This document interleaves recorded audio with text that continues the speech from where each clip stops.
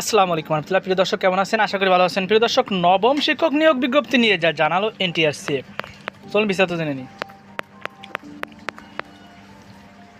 প্রিয় দর্শক, বেসরকারি শিক্ষা প্রতিষ্ঠানে ৭৭,০০০-এর বেশি শিক্ষক নিয়োগের লক্ষ্যে নবম শিক্ষক নিয়োগ বিজ্ঞপ্তি প্রকাশ নিয়ে সুখবর দিতে পারেনি বেসরকারি শিক্ষক নিবন্ধন ও প্রত্যয়ন কর্তৃপক্ষ এনটিআরসি। আসন্ন ঈদের আগে এই নিয়োগ বিজ্ঞপ্তি প্রকাশের পরিকল্পনা করা হলেও সেটি সম্ভব হচ্ছে না বলে জানিয়েছে সংস্থাটি।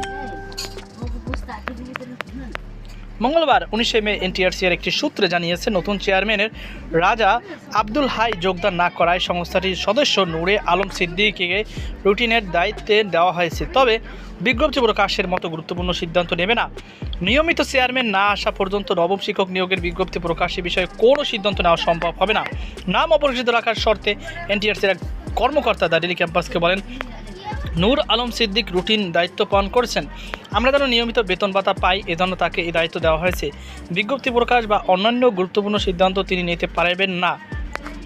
ফলে শিক্ষক নিয়োগ বিজ্ঞপ্তি নিয়ে কিছুটা অনিশ্চয়তা দেখা দিয়েছে। নবম শিক্ষক নিয়োগ পরীক্ষার জন্য বেসরকারি স্কুল, কলেজ, মাদ্রাসা ও কারিগরি শিক্ষা প্রতিষ্ঠান থেকে ৭৭,৭৯৯টি শূন্যপদের তথ্য পেয়েছে এনটিআরসি।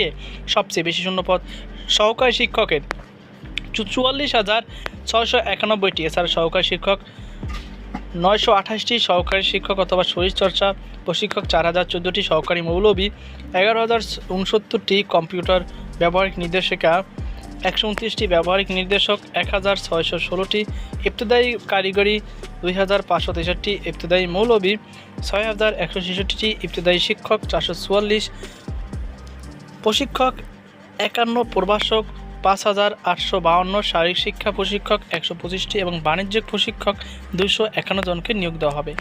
তো প্রিয় দর্শক, এই ছিল আমার হাতে সর্বশেষ আপডেট। সকল ভালো থাকুন, সুস্থ থাকুন। আজকে পর্যন্তই। আল্লাহ হাফেজ।